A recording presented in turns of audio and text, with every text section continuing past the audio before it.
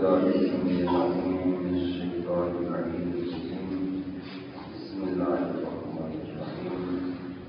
الحمد لله رب العالمين، والصلاة والسلام على سيدنا مولانا حبيبنا وحبيب إله العالمين أبي القاسم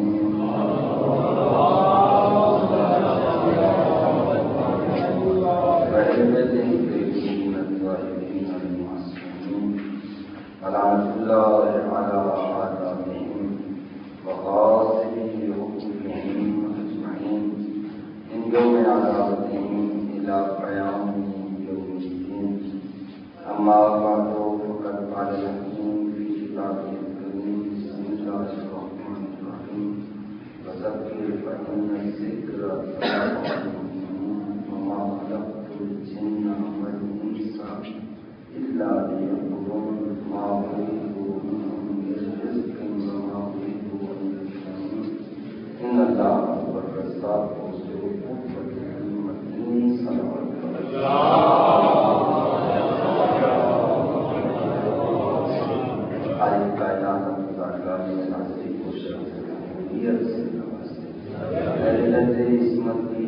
عظمت و بہارت و شرف کا واسطہ خالق کائنات تمام مومنین کی حاجات شرعیات رفع فرمائے. جو الفاظ میری زبان سے نکلیں آپ کی سماعتوں تک پہنچیں، مقبول بارگاہ الہی دل کا بلند آواز سے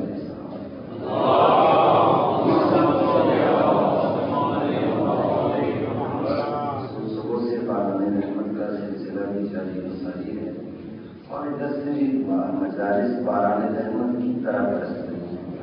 لوگ پہلے نماز جمعہ میں تشریف لائے، پھر تھوڑی دیر پہلے مجلس ختم ہوئی ہے، اور پھر ابھی مجلس شروع ہو گئی ہے. تو خالق کائنات بالکل ایسی جیسے باران رحمت نازل ہو رہی ہے، اسی طریقے سے خالق کائنات آپ کو ثواب عطا فرمائے. آپ نے سخت اور دشوار موسم میں خالق کائنات ظاہر و باطن کو نوازتے، اور خالق کائنات رحمت اور کرم کی بارش فرمائے اور ملائی کو کرم مقصود فرمائے. گفتگو آپ کی خدمت میں چونکہ 5 دن یہ سلسلہ چلے گا، تو آج ہم حضرت کی خدمت میں اس گفتگو کا پہلا مرحلہ ہے، لیکن اس بات سے بے نیاز ہو کر کے افراد جو ہیں ان کی مقدار ہے، اور اس بات سے توجہ رکھتے ہوئے سننے والوں کا معیار ملا. سلام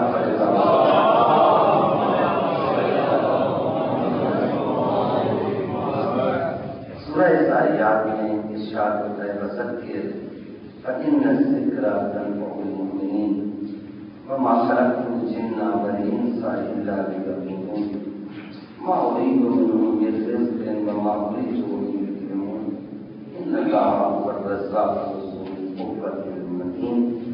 ان آیات کے حوالے سے بیان چند منزلیں اور چند مراحل ہیں جو آپ کی خدمت میں پیش کرنا مقصود ہے. اس میں سے پہلا مرحلہ وذکر فإن الذکر تنفع المؤمنین. خالق کائنات ایک نظام سے آپ کو آگاہ کر رہا ہے اور ایک نظام سے آشنا کر رہا ہے. خالق کائنات نے بشر کو پیدا کرنے کے بعد کیا بانی طبیعت میں آوارہ نہیں چھوڑا، بلکہ اپنے معصوم نمائندوں کے ذریعے سے اپنا پیغام پہنچایا اور نوع بشر کو اس کے مقصد تخلیق سے آگاہ کیا. اے نوع بشر، تیرا مقصد تخلیق یہ ہے کہ میں نے تجھے اپنی عبادت کے لیے پیدا کیا ہے، اور مقصد تخلیق سے آشنا کرنے کے لیے یہ نہیں کہ ایک مرتبہ ایک مطلب کو غسل کر دیا اور غسل کرنے کے بعد وہ مقصد مکمل ہو گیا. وہ خالق کائنات جس چیز کا اطلاق چاہتا تھا اس کا مقصد پورا ہو گیا. نہیں، وذکر فإن الذکر تنفع المؤمنین. اس چیز کی فہم درے دل پر دستک جو ہے وہ بہت ضروری ہے. یہ یاد دہانی کا نظام، اس کو باقی رکھو، اسے قائم کرو. وذکر یاد دہانی کا مومنین کو، فإن الذکر تنفع المؤمنین، اس لیے کہ یاد دہانی مومنین کے لیے نفع بخش ہے. خالق کائنات نے یہ نظام مجلس عطا کہا جاتا ہے۔ اور میں پھر بڑے دعوے کے ساتھ یہ بات کہوں کہ یہ مجلس عامل تراشی نہیں ہے، یہ مجلس رسم نہیں ہے، یہ عبادت ہے۔ یہ رسم نہیں ہے، عبادت ہے۔ عبادت اس لیے ہے کہ ادھر سے عطا ہوتی ہے۔ اگر ہم نے خود تراشی ہوتی تو رسم ہوتی، عبادت نہ ہوتی۔ عبادت وہ چیز ہوتی ہے جو ادھر سے ملے، اور جو خود تراشی جائے وہ عبادت نہیں ہوتی، وہ بدعت ہوتی ہے جو خود تراشی جائے۔ سلامت پڑھے بابا سے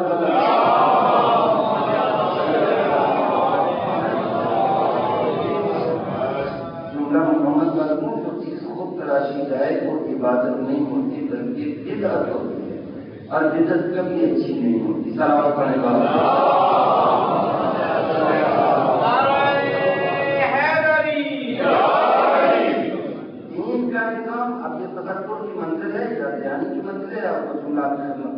دین کا نظام، دین کس کو کہتے ہیں؟ سورہ حشر میں شرط وما آتاکم الرسول فخذوہ وما نہاکم عنہ فانتہوا، جو اللہ کا رسول تمہیں دے دے وہ لے لو، اور جس سے تمہیں منع کرے اسے رک جاؤ۔ قرآن کریم نے بتا دیا کہ دین کس کو کہتے ہیں، معیار، میزان، پیمانہ، قانون عطا کرتے ہیں۔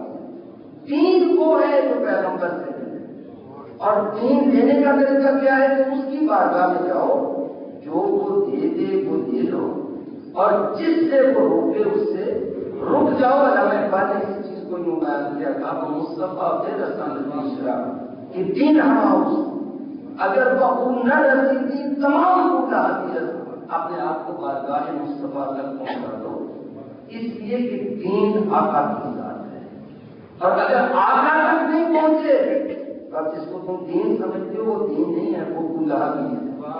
تو معلوم ہوا دین وہ ہے جو آقا سے ملے، اور اس کے علاوہ جو فرض کیا جائے، علامہ اقبال کہتے ہیں وہ دین نہیں ہے۔ آقا کو چھوڑ کر جس چیز کو آپ دین سمجھتے ہیں وہ الہیت ہے۔ آقا کی بارگاہ میں چلیں، آقا آپ دین ہیں، آپ سے دین ملے گا۔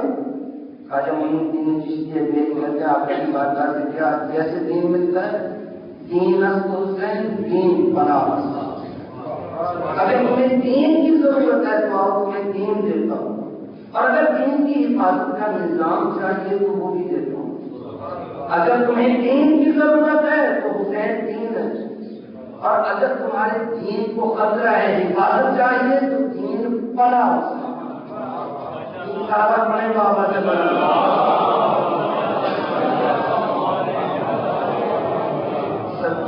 تدبر کی منزل میں بڑے مناسب جملے پر آپ حضرات کے سامنے گفتگو کر رہا ہوں، اور بالکل اس بات کی پرواہ نہیں ہے، میں جملہ تک پہنچانا چاہتا ہوں۔ دین است حسین دین بنا است حسین، ہم نے کہا ضابطہ جو پیغمبر کی بارگاہ سے ملے وہ دین ہے۔ پیغمبر کی بارگاہ میں پہنچے، آواز آئی حسین منی انا من حسین، حسین مجھ سے ہے اور میں حسین سے ہوں۔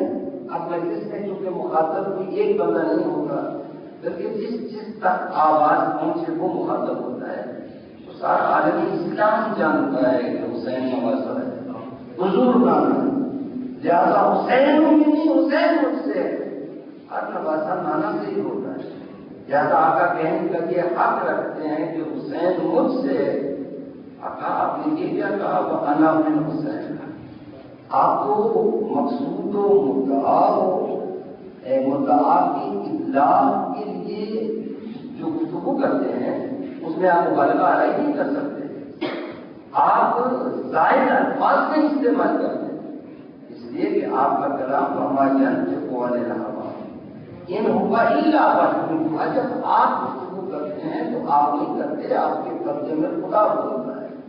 جب آپ کے لب متحرک ہوتے ہیں تو ان لبوں کی حرکت کے پیچھے اس کی مشیت کا فرما ہوتی ہے۔ یہ تو معلوم ہو گیا کہ حسین آپ سے ہے، آپ حسین سے کیسے ہوتے ہیں؟ آپ بتائیے سچی کی عصر عاشور کا حسین مجھ سے ہے، اور سچی کی عصر عاشور سے قیامت تک میں محمد حسین۔ ایک ہوتی ہے علت سبب کیا صحابہ پڑھیں بابا سے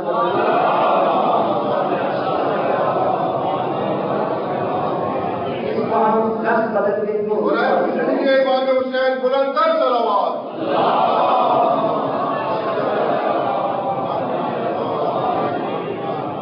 علت وجودیہ کسی چیز کے وجود میں آنے کا سبب اور علت، اور ایک ہوتی ہے علت موقعیہ کسی چیز کو بقا دینے کا سبب اور اس کی علت.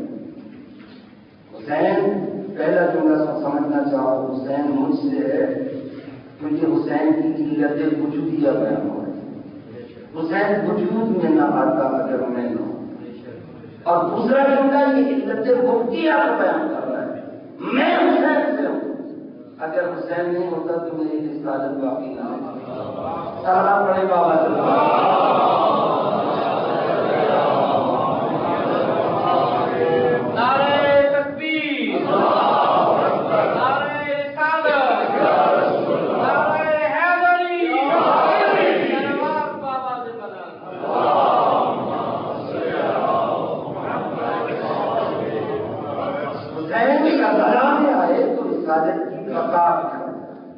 اور رسالت کی بقا پیغام رسالت. جو پہلا جملہ میں نے کہا اس پیغام کی طے ہم دل پر دستک کی ضرورت ہے. جو پیغام نے ہم کیا ہے اگر یہ دستک باقی نہ رہے تو نوع بشر صراط مستقیم پر چل نہیں سکتے. نوع بشر کا صراط مستقیم پر چلتے رہنا اس کے لیے امر بالمعروف اور نہی عن المنکر اور تکرار کے ساتھ فذکر فإن الذکر تنفع المؤمنین. حسین چلے مدینہ سے، اور حسین ابن علی جب چلے ہیں مدینہ سے اور پھر جب چلے ہیں مکہ سے کربلا کی طرف، تو ان تمام مراحل میں حسین ابن علی نے اپنے قیام کے مقصد کو بیان کیا. حسین ابن علی نے مورخ پر نہیں چھوڑا کہ مورخ معین کرے کہ حسین ابن علی کا مدینے سے کوچ کا مقصد کیا تھا. حسین مکہ سے کیوں چلے کربلا کی طرف یہ مورخ ہے. اگر حسین ابن علی چھوڑ دیتے تو اس سے بڑی خرابیاں پیدا ہوتی. اس لیے تو کوئی حسین کو کوئی مقصد بیان کرتا، کوئی مقصد بیان کرتا، اور پھر خاص طور پہ جب کہ خزانے حکومتیں افواج طاقت وہ حریف کے پاس ہے تو حریف حسین کے مقصد کو بگاڑنے کی کوشش کرتا. کوئی مورخ حسین کے مقصد کا کیوں تعین کرے؟ حسین کسی کا احسان بھی نہیں لینا چاہتا، اس لیے کہ حسین تو وہ ہے جس کے مقروض انبیاء ہے. حسین کسی کا مقروض ہونا پسند نہیں کرتا. حسین نے اپنے مقصد قیام کو خود بیان کیا.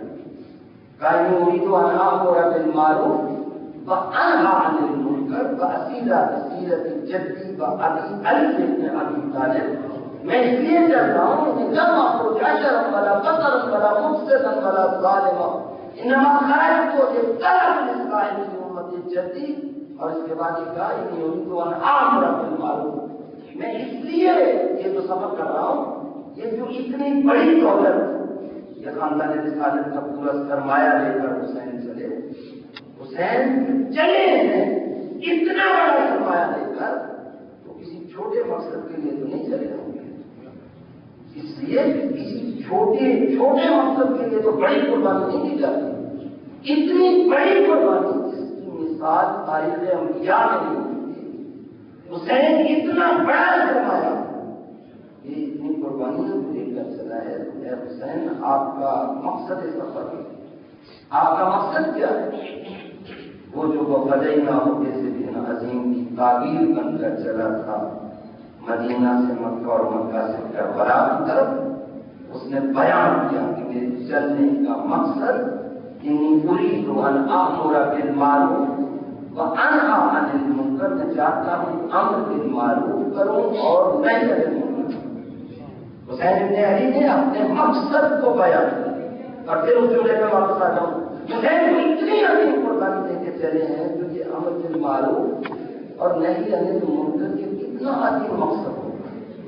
اس یہ قربانی کی عظمت سے مقصد کی عظمت کا اندازہ ہو سکتا ہے کہ جس کے لیے اتنی بڑی قربانی پیش کی جائے، جس کے لیے علی اکبر کا سینہ پیش کیا جا سکتا ہے، وہ مقصد جس کے لیے عباس کی حاضر کیے جا سکتے ہیں، وہ مقصد جس کے لیے علی اصغر کا گلا پیش کیا جا سکتا ہے، وہ مقصد جس کے لیے راغب دوش رسول اپنا سب پیش کر سکتا ہے، اور وہ مقصد اس کے لیے خاندان رسالت کی مقدرات عصمت و طہارت کربلا سے لے کر کوفہ و شام تک کا سفر اسارت میں اسیری میں قیدی ہو کر سکتی ہیں. وہ مقصد کیا ہے؟ امر بالمعروف اور نہی عن المنکر، معروف کا نیکی کا حکم دینا اور برائی کا منع. امیر المومنین علی بن ابی طالب رضی اللہ عنہ اس مقصد کی عظمت کیسے بیان ہو رہی ہے ہماری خدا کی زبان سے. آقا نبی برہمن کی الفاظ موجود ہیں ان اللہ لم یکن یذکرن المعصیہ الا لترکہم الامر بالمعروف والنہی عن المنکر. خالق کائنات نے جو امم گزشتہ پر لعنت کی، بعض امتیں ہلاک ہو گئی، خالق کائنات نے ان پر غضب نازل کیا، لعنت کی، تو وہ سزا لعنت کیوں قرار پائے؟ یہ ہمیں سمجھنا چاہیے تاکہ ان امتوں کے انجام سے ہم کو جانیں، تاکہ ان امتوں کے انجام سے ہم عبرت حاصل کر کے خالق کائنات کی رحمت کے مشمول قرار پائیں اور اس لعنت سے اپنے آپ کو بچا سکیں. فرمایا ان اللہ لم یکن المعصیہ الا لترکہم الامر بالمعروف والنہی عن المنکر. خالق کائنات نے جو امم میں گزشتہ پر لعنت کی تو اس لیے کی کہ انہوں نے امر بالمعروف کو ترک کر دیا، نہی عن المنکر کو ترک کر دیا، نیکی کا حکم دینا چھوڑ دیا اور برائی سے منع کرنا چھوڑ دیا. فَلَعَنَ اللَّهُ السُّفَهَاءَ لِرُكُوبِ الْمَعَاصِي وَالْعُلَمَاء لِلتَّرْكِ التَّلَاهِي. یہ دیکھیں کیا ثابتہ آقا نے بیان کیا. انہوں نے گزشتہ لعنت کی امر بالمعروف اور نہی عن المنکر کے ترک کی وجہ سے. تو اس میں دو قسمیں، ہر امت میں دو قسمیں ہوتی ہیں لوگوں کی. کچھ لوگ عالم ہوتے ہیں، پڑھے لکھے ہوتے ہیں، جانتے ہوتے ہیں، کچھ نادان ہوتے ہیں. کہا فَلَعَنَ السُّفَهَاءَ لِرُكُوبِ الْمَعَاصِي. وہ جو نادان لوگ تھے وہ گناہوں کے مرکب پر سوار تھے، اس لیے سزا بار اعلان کرا. فَلَعَنَ الْعُلَمَاءَ لِتَرْكِهِمْ التَّنَاهِي. اور جو صاحبان فہم تھے، جو عالم لوگ تھے، ان پر جو لعنت کی اس لیے کہ انہوں نے نہیں کو ترک کر دیا. انہوں نے لوگوں کو گناہوں سے، خدا تعالیٰ کی معصیت سے، انہوں نے لوگوں کو نافرمانی کے راستے پر چلنے سے لوگوں کو جو منع کیا تو وہ خالق کائنات کی لعنت کے سزاوار ہے. اب اگر حسین امر بالمعروف اور نہی عن المنکر کو ترک کر دے، ذرا سوال کریں نا بابا.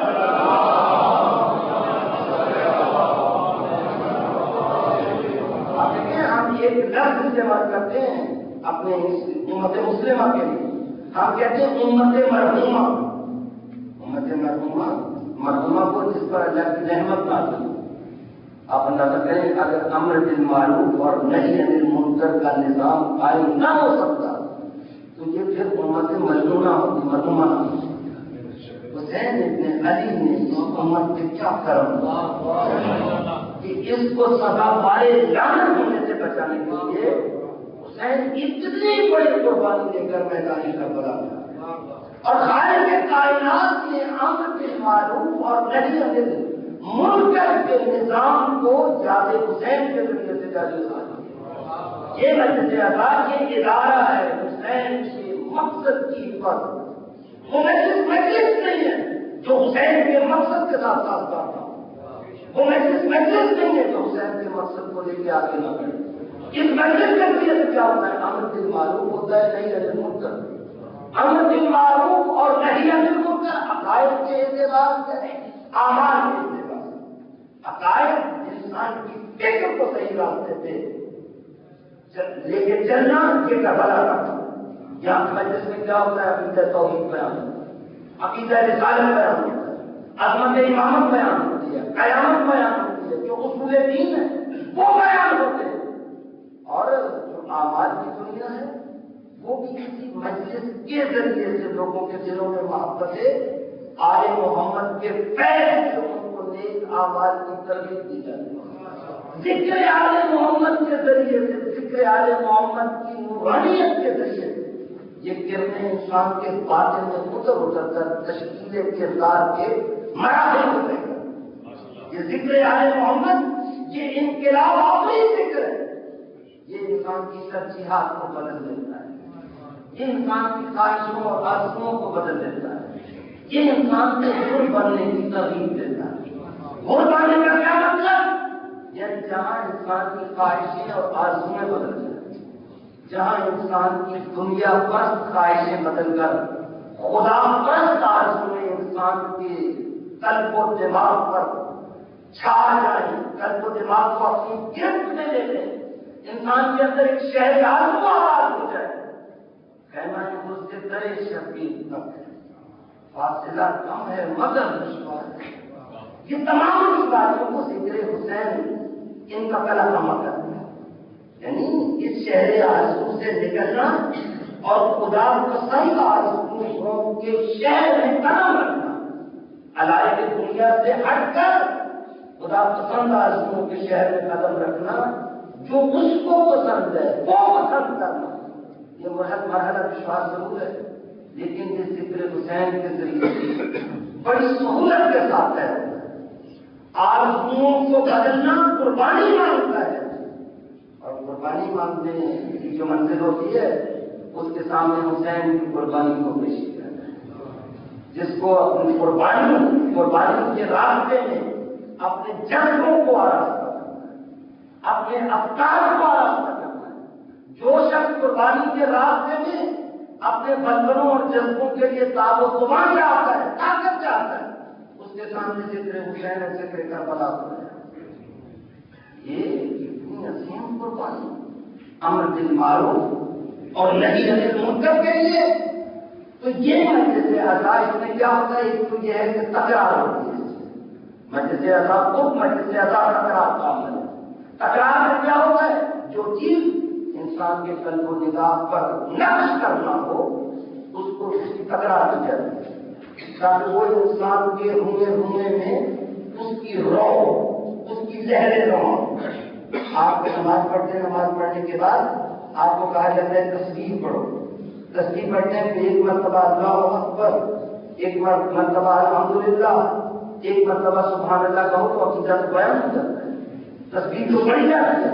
اللہ اکبر اس کے جلالے کی بریائی کا اعلان کیا، سبحان اللہ کہا اس کی پاکیزگی کا اعلان کیا، اور الحمدللہ کہا اس کی حمد کی، اس کی نعمت کا۔ نہیں، اس طرح ہے تکرار کے ساتھ اللہ اکبر ایک مرتبہ نہیں 34 مرتبہ کہو، الحمدللہ 33 مرتبہ کہو، سبحان اللہ 33 مرتبہ کہو، بعد میں لا الہ الا اللہ ایک مرتبہ کہو، یہ تکرار کرو تاکہ اس کی عظمت و جلال کی بریائی کی احساس کو تکرار کے ذریعے سے اپنے دل پر وارد کر کے انسان اپنے آپ کو اس احساس میں لے کے جائے۔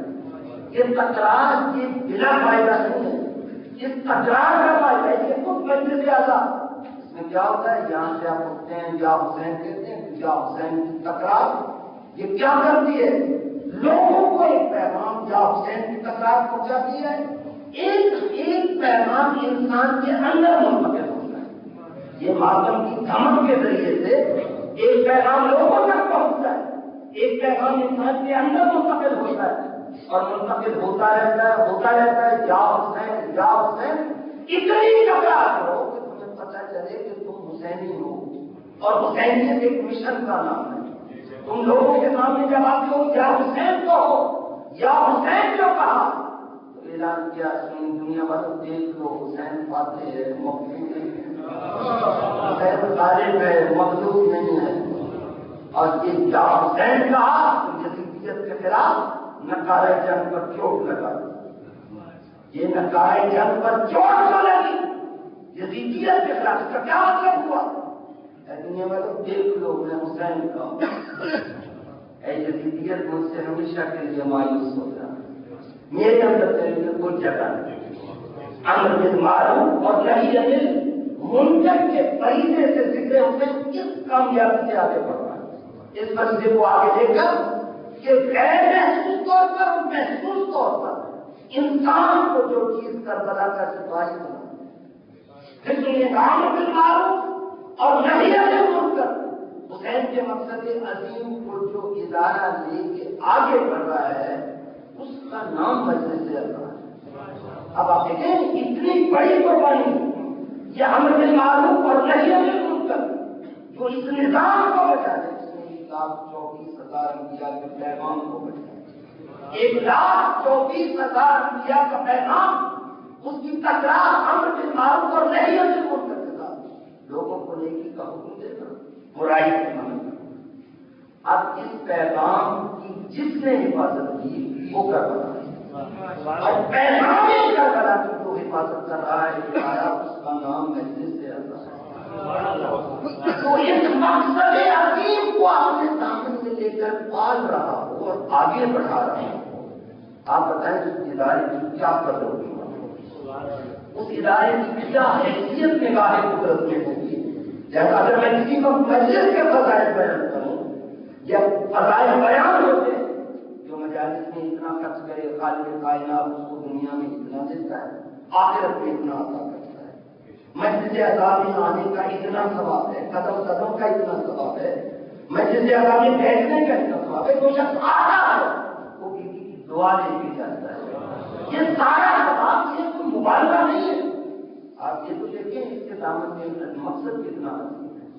تو جو مجلس 1,24,000 انبیاء کے پیغام کی محافظ بن کر سامنے آئے، جو ادارہ اتنے بڑے مقصد عظیم کی حفاظت کی ضمانت فراہم کرے، وہ ادارہ کتنا عظیم ادارہ ہے اور اس کے لیے کتنا ثواب سروات بڑے مواز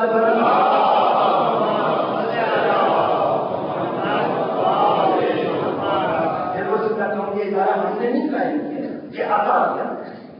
پیغمبر فرماتے ہیں میرے حسین نے حرارت اپنے دل کو جو قبر و دعا والا پاک و پاکیزہ دلوں میں حسین کی محبت کی جو چنگاری ہے وہ ہمیشہ شعلہ پر ہوتی ہے۔ یزیدیت کی آنکھیاں کبھی اس کو بجھا نہیں سکتی، نہ نقصان اصل فرائی میں اصل کبھی بھی یاد حسین سے ان لوگوں کو غافل نہیں کر سکتے جن کی زینت کربلا والوں کے ساتھ ملی، جن کے دلوں میں پاکیزگی کی رمق موجود ہے اور جو عشق حسین کی شمع اپنے دلوں میں روشن کر چکے ہیں، ان کو کوئی طوفان کوئی آندھی ان کے اندر روشن شمع کو بجھانے پر قادر نہیں ہے۔ یہ خالق کائنات کا نظام ہے، یہ خالق کائنات نے یہ شمع روشن کی ہے، وہ اس کو بجھنے نہیں دے گا۔ نور اللہ ہے افواہ بلا ہوتے نور ہی بلو کرے ہر مشرکون بلو کرے ہر کافرون۔ خالق کائنات نے حسین کے ذکر کی حفاظت کا وعدہ کیا اور وہ اپنے اس وعدے کی حفاظت ان اللہ لا یخلف المیعاد، اللہ کے وعدے کے خلاف نہیں کرتا ہے، وہ اپنے وعدے کو ہمیشہ پورا کرتا ہے۔ جب اس نے ذکر حسین کی حفاظت کا وعدہ کیا ہے تو پھر قیامت تک کے یزید مل کر ذکر حسین کو ختم نہیں کر سکتا۔ وعدہ اس کا ہے، وعدہ اس کا ہے، اس نے پورا کرنا ہے۔ عزادار کی کو یہ خوش قسمتی ہے کہ اس نے اپنے وعدے کی تکمیل کا ہمیں حصہ بنایا۔ نعرہ تکبیر، نعرہ رسالت، یا رسول اللہ، کل ایمان نعرہ حیدری، یا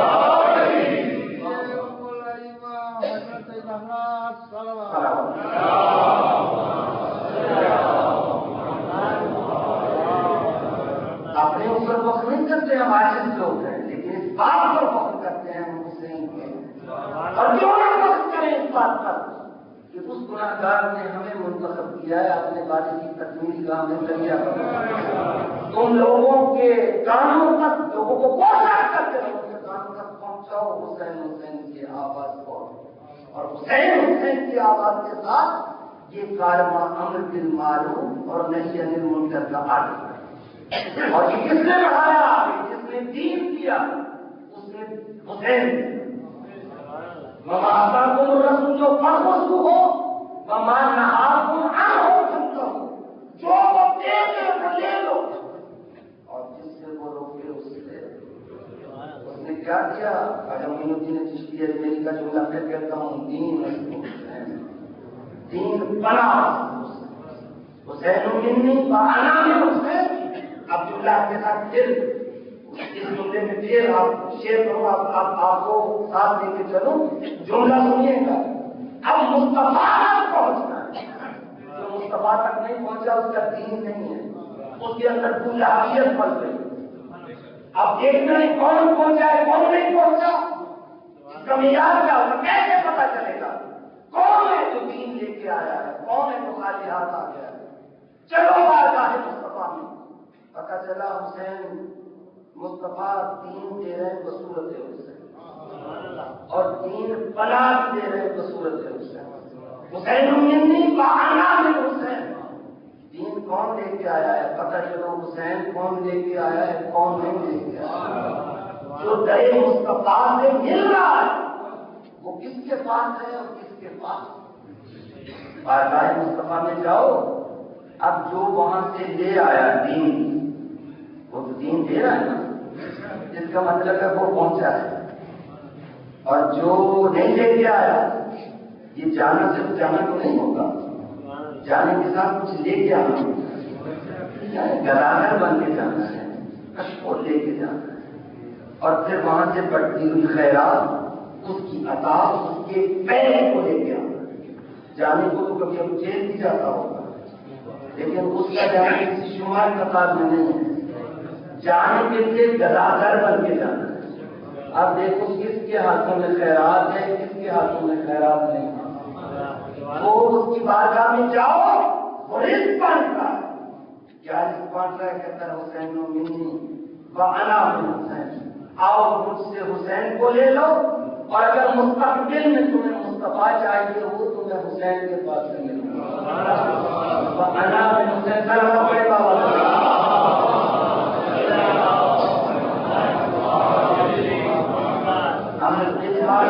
اور نہیں ہے کا پھر سلام پڑے بابا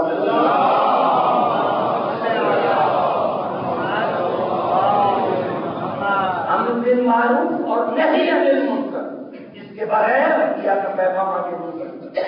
انسان وہ جانے کا عادی ہے, انسان سود گزر لذات کی طرف اپنی توجہ کو مبذول کر کے حقائق سے نگاہیں ہٹا لینے کا ہے. انسان حقائق سے چشم پوشی کر کے بعض وقت کی لذات میں گر پڑنے کا عادی ہے. یہ انسان کی طبیعت ہے. لہذا ایک ایسا نظام ہونا چاہیے جو مسلسل اس کے دل پر دستک دیتا ہے. بسب کے فائدہ ذکر تنفع المؤمنین, یہ یاد دہانی بیکار عمل نہیں ہے, یہ یاد دہانی بلا فائدہ عمل نہیں ہے, بلکہ یہ مومنین کے لیے نفع بخش ہے. یہ سارا سال جو مجازی ادا ہوتی ہیں یہ یاد دہانی کا عمل ہے, اور یہ یاد دہانی کا عمل اس طرح سے نہیں ہے کوئی شیر ہو قسم کی یاد دہانی نہیں ہے. دیکھیں آپ نماز میں بھی کھڑے ہوتے ہیں تو کیا ہوتا ہے, کبھی آپ نماز میں کھڑے ہوتے ہیں توجہ کے ساتھ, کبھی ایسا بھی ہوتا ہے کہ انسان بے توجہ ہوتا ہے نماز ختم ہو جاتی ہے, لیکن کبھی یاد حسین میں بھی انسان بے توجہ ہو کے بیٹھتا ہے. یہ یاد حسین نماز کو مانا آتا ہے.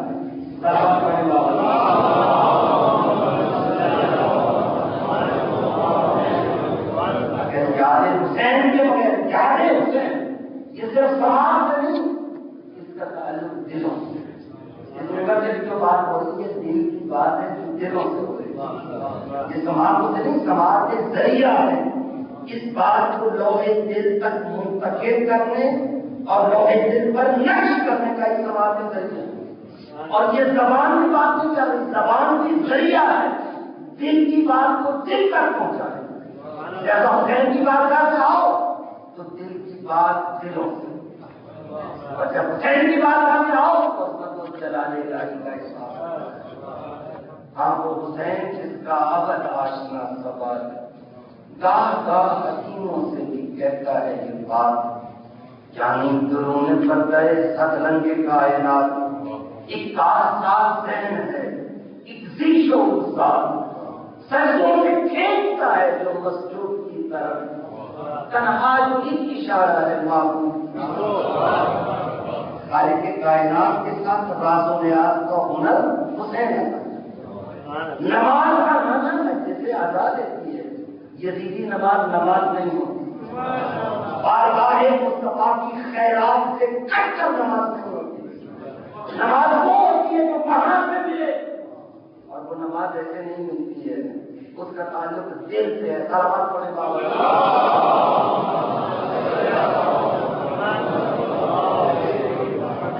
لوگ بارگاہ حسین میں آتے ہیں، ان کو اصول دین ملتے ہیں، ان کو قرب دین ملتے ہیں، ان کو ذکر مصطفیٰ ملتی ہے. اور پیغمبر اکرم صلی اللہ علیہ وسلم وہ نظام عطا کیا کہ ذکر رسالت پاکیزہ ذرائع سے امت مسلمہ تک اور نوع بشر تک پہنچے. یہ اسلام کا مسئلہ صرف 30 سال کے لیے نہیں تھا، بلکہ روز قیامت تک نوع بشریت تک پیغام مصطفیٰ کو صحیح طریقے سے اور صحیح ذرائع سے پہنچانے کا مسئلہ درپیش ہے. اور جب مسئلہ درپیش تھا تو قدرت نے انتظام کیا اور آقا سے کہا ان کا تعارف کرنا. اگر حسین نہیں اٹھتے امر بالمعروف اور نہی عن المنکر کے لیے کون اٹھتا؟ ایک ہی قافلہ تھا. ڈاکٹر شریفی کا جملہ ہے اور ڈاکٹر ابراہیم آئیوبی کا جملہ. وہ کہتے ہیں کہ جب یزید نے کھلے عام اسلام کی تقسیم کرنا شروع کی، اور ایسا کہ آپ کو اس کے وہ جملے مجھ سے یاد ہیں کہ لائے بنو ہاشم بالملک فلا ملک جہاں بلا فضل نزل. بنی ہاشم نے حکومت حاصل کرنے کے لیے کیوں کر جائے؟ یہ لوگ بنی امیہ اسلام کے خلاف آئے، بدر و احد میں آئے، خندق میں آئے، اور پھر اس کے بعد جب بس نہیں چلا اور فتح مکہ کا مسئلہ آیا تو ان لوگوں نے لباس اسلام ہے. لیکن وہ جو کینے تھے بدر و احد وہ ویسے ہی باقی رہے اور اپنے وقت پر رہے. بڑے خوبصورت طریقے سے اس مسئلے کو، اس چیز کو، تاریخ کے اس منظر کو بیان کیا اس شعر نے کہ محمد دشمنی کیا کیا قیامت آ گئی، بدر کی حد بڑھتے بڑھتے کربلا پر. جو مصطفیٰ سے بدلہ لینا چاہتے تھے وہ انہوں نے کربلا میں خاندان رسالت کو طریقے کر کے پھر بھی ان کے کینے ختم نہیں ہوئے. مردوں کو مارنے کے بعد بھی ان کے اندر جو کینے تھے وہ آتش انتقام کی سب نہیں. ہم لوگ کسی سے ہماری دشمنی ہے، کسی سے کوئی مسئلہ نہیں. ہمارا تعلق دامن مصطفیٰ سے، خاندان رسالت سے. یہ مجلس اعزاز خاندان رسالت کی قربانیوں کو یاد کرنے کے لیے برپا کرتی ہے. اور یہ اتنا بڑا سبب ہے کہ جب ہم یاد کرنے کے لیے بیٹھتے ہیں ہمیں یہاں سے دین ملتا ہے، ہمیں یہاں سے امر بالمعروف اور نہی عن المنکر کو ایک فریضے کو ادا کرنے کا جذبہ ملتا ہے. ہمارے جذبوں کو سیٹ کرتی ہے یہ مجلس اعزاز اور ہمیں راہ حق پر قربانیاں دینے کا حوصلہ عطا کرتی ہے مجلس اعزاز. اور یہ دیکھیں کیسا حوصلہ کہ پوری تاریخ میں حکومت کے خلاف، لیکن اس کے باوجود بھی رسم و استقامت کو اس مجلس اعزاز نے عطا کی کہ مظلومیت کے ساتھ یہ قافلہ آگے بڑھتا رہا. اور آج پوری دنیا حسین حسین کی آوازوں کے ساتھ معمول ہے. حسین چلے مدینہ سے اور 28 رجب کو مدینہ سے چلے تو 3 شعبان کو مکہ پہنچے. 3 شعبان سے لے کر 8 ذی تک پہنچانے رہے. پھر رات کے کربلا ہوئے. اب میں تکمیل گفتگو کے لیے اور تکمیل عبادت کے لیے 2-4 جملے آپ حضرات کی خدمت کے لیے کہ آج ختم کرتا ہے ان شاء اللہ 7:30 بجے آپ حضرات تشریف لے آئیں گے اور گفتگو شروع ہوگی. ڈاکٹر ابراہیم آئیوبی کا جملہ ہے، وہ کہتے ہیں کہ جب حسین مدینہ سے چلے اپنی شہادت کے خطیبوں کا قافلہ ساتھ کیا. حسین جانتے تھے کہ میدان کربلا میں قتل کرنے کے بعد دشمن جو ہے وہ اہل حرم کو اسیر کر کے اور یہ دنیا کربلا سے کوفہ سے شام تک مقصد شہادت کی تفصیل کریں گے. ایک جملہ کروں، بڑا عجیب جملہ ہے. آج مجلس ہو رہی تھی محمد علیہ السلام کے حوالے سے، اور اس میں جب معمول نے طلب کیا نا آقا کو، تو آقا مدینہ میں سب سے پہلے قبر پیغمبر پہ گئے اور جانے کے بعد پھر واپس بیٹھے، پھر مدینہ میں جا رہا ہوں. پھر قبر پیغمبر سے گئے نانا تیرے مدینہ سے امام محمد تقی بچپنا آیا آگے بڑھ کے اپنے بابا سے لپٹ گئے. کہا بابا لگتا ہے آپ پھر واپس نہیں آئے. آپ کیسے لگتا اندازہ کریں جا کے قبر پیغمبر کو پکڑ کر آتا ساری ناموس لے کے جا رہا سارا کی بیٹیوں کو زینب سن کو لے کر جا رہا اپنے بچوں کو لے کر جا رہا ہوں. آقا نانا تیرا حسین جا رہا ہے مدینہ سے میرے لیے جو آئندہ صورتحال ہے اس کو باتیں کر دیجیے. بس اتنا کہہ رہے تھے ایک مرتبہ پر خلوصی کے آسان چاہیے روتے روتے حسین سو گئے قبر پیغمبر کا. قبر پیغمبر شکافتہ ہوئی یہ آقا باہر ہے اپنے سینے سے لگا کر حسین چل کر بنا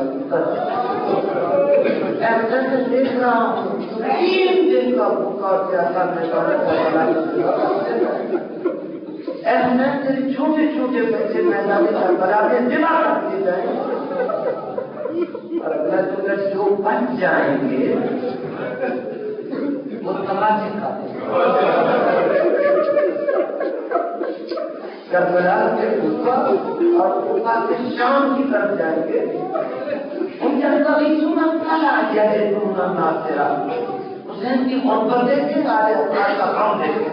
آقا کہہ رہے ہیں حسین کو کب جائیں گے وہ بھوکے پیاسے حسین ہو کر کربلا سے جائیں گے. ان کی نگاہیں ہر طرف مددگار یہ سب کلمہ وہ ہے جن میں ہمارے ساتھ سفر کر رہا ہے. ہر طرف مددگار کوئی وہ مدد کے لیے آئے کوئی ان کی مدد کے لیے نہیں آئے. حسین چلے اور شہادت کے خطیبوں کا قافلہ حاصل کرتے ہیں. یہ شہادت کی سب سے بڑی خطیبہ میں کہتا ہوں سب سے بڑی خطیبہ سب سے بڑی خطیبہ اس لیے کہ مجلس حسین کا سب سے پہلا راجر سید سجاد اور کربلا کو پہنچانے والی پہلی ذاکرہ زینب کبریٰ. لیکن میں کہوں گا کہ مردوں میں سب سے چھوٹا مجاہد سب سے بڑا مجاہد کربلا کا علی اصغر جو ہے کربلا کا سب سے بڑا مجاہد. اسی طرح جو کربلا کی سب سے چھوٹی خطیبہ ہے سکینہ وہ کربلا کی سب سے بڑی خطیبہ. کیسے سب سے بڑی خطیبہ؟ خدا جس نے راستے میں سکینہ کو دیکھا وہ حسین کی مصروفیت کا اندازہ ہو گیا. ایک بیوی ایسی ہے جس کا نام بی رباب ہے. خدا جب کربلا میں آئی سوچ رہی تھی میں کیا کروں کہ میرے پاس تو کوئی قربانی نہیں ہے. اے رباب تیری گود میں کربلا کی جنگ جیت ہوئی تیری علی اصغر نے کربلا کی جنگ جیت ہوئی اور تیری سکینہ نے شام کو فتح کر دیا. جدت سے گزری شہادت کی تفصیل کرنے میں گزری جدت سے گزری کمائیوں کے نشان کھڑی ہوئی دربارے کثیف میں اور ایک ہی رسی نے سب قیدیوں کے گلے ایک سکینہ کی انفرادیت ہے. قانونوں کے سب تو بڑے ہیں ایک بچی ہے بچوں کے بعد رکھتی ہے. سکینہ کی ہے نا جس سے ہر کسی کی نگاہیں کیا ہو رہی ہے. یہ کون بیوی ہے جس کا ایک ہاتھ چہرے پہ ہے ایک ہاتھ گلے پہ ہے. جدید ایک مرتبہ دیکھ کے کہتا ہے کہ کون ہے بچی وہ شکر کہتا ہے کہ حسین کے سینے پر سونے والی یہ وہ ہے جس کے حالات میں یہ تصویر بھی لکھی. یہ وہ بچی ہے جس کے بغیر حسین کو چین نہیں آتا تھا. یہ حسین کے دل درد یہ سکینہ قلب حسین ہے. جب سے حسین میدان کربلا میں مارا گیا یہ تماشا کھیلا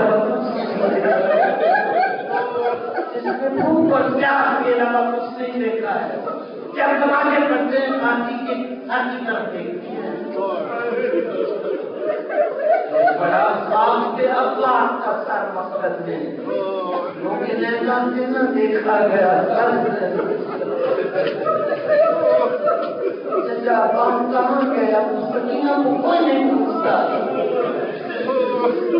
دیکھی کہتا ہے سکینہ تیرے قدم زمین پہ کیوں نہیں لگ رہے بچوں کے بعد کیوں کھڑی ہوتی ہے تیرا ایک ہاتھ گردن پر کیوں ہے دوسرا چہرے پر کیوں ہے سکینہ کی آواز آتی ہے میرے سپاہیوں نے ایسی رسی کس کے باندھی ہے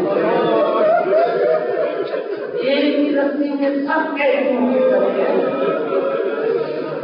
یہ خوشیوں کے کٹ بڑے ہیں میرا کٹ چھوٹا ہے کیا قدم زمین میں رکھوں کرا صرف بچوں کے بعد کھڑی ہوتی ہوں تھوڑا سکون ملتا ہے اتنی دیر بچوں کے بعد کھڑی رہوں پھر قدم رکھوں قدم کھڑا ہوں ایک ہاتھ گلے کا چلیے گلا سکتا اور دوسرا ہاتھ چہرے کھلتی ہے میری خوشیوں کے بعد بڑے بڑے